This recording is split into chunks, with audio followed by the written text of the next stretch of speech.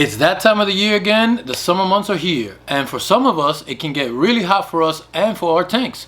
I'm going to give you some easy tips to make sure you keep your fish safe and tanks temp in check. And we aren't going to waste any time. Let's go. Real quick, let's get the obvious out of the way. I don't like to waste your time with any fluff here. So no matter how hot it is outside, if you got AC inside, you got nothing to worry about, right? So I won't tell you to cool the inside of your home. If you could do that, I'm sure you wouldn't be here looking for help right now. But maybe the power's out, or for whatever reason the inside of your home is getting hot. Well, you've come to the right place. Now, there are machines called chillers which are manufactured and designed specifically to cool your tanks.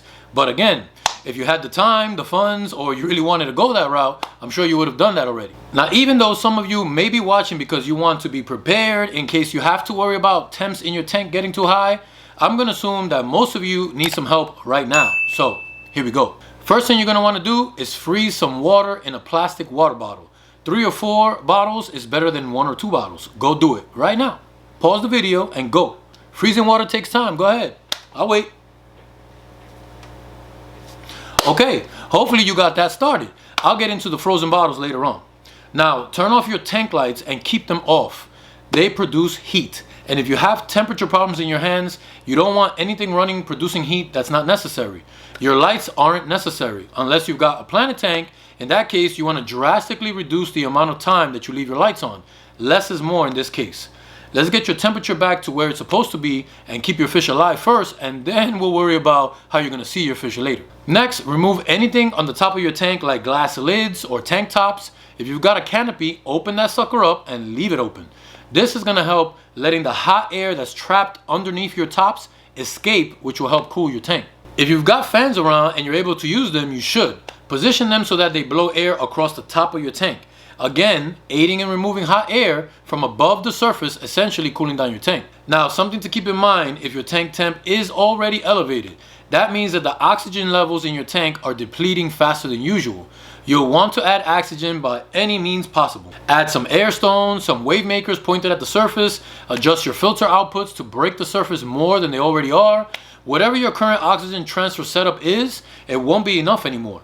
You must add more oxygen to the tank to keep the fish safe until you're able to get the temp back to optimal levels. Even if that means dunking in a couple of cups and in and out of the tank and pouring the water right back in to create more surface agitation. Now, this next step can be a little tricky and a bit risky, but depending on how hot your tank is and how long it's been that way and how bad your fish are looking right now, take this advice at your own risk.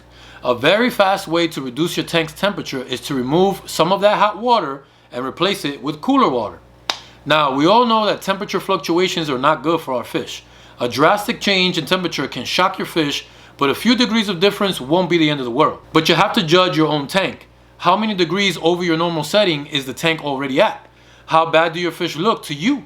If you can tell that they aren't looking good, then it's time to try something a bit risky in order to save them.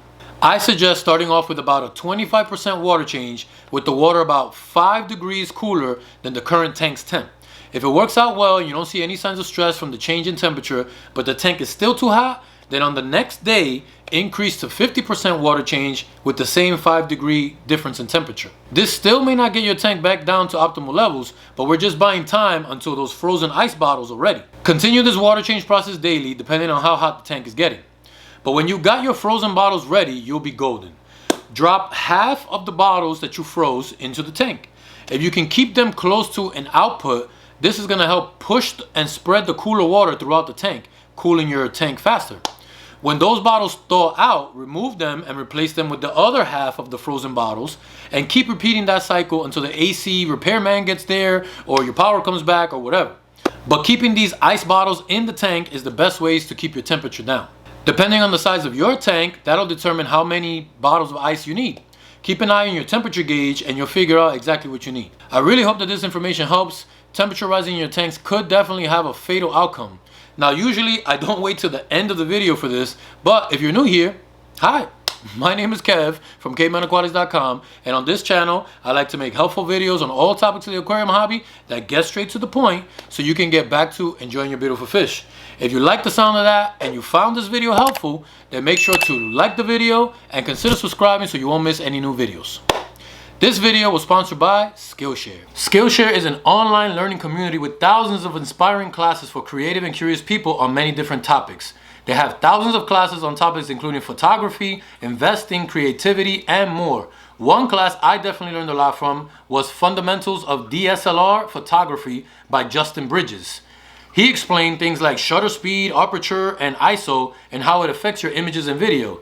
And since I'd like to take more interesting videos and pictures for you guys on the channel, I felt that this class would be super beneficial for me. Skillshare is made for learning, so there's never any ads. They're constantly launching new premium courses, and it's very affordable for only $10 a month with an annual subscription. The classes include a combination of video lessons and class projects, plenty of classes to fit your skill level, and most classes are under 60 minutes. When you join, you can try one of Skillshare's new live classes. Experience real-time inspiration as you connect with popular teachers while watching and working along with other members. And check this out, the first 1,000 people to click the link in the description will get a free trial to a Skillshare Premium membership. So try it out. You never know what new things you can learn today.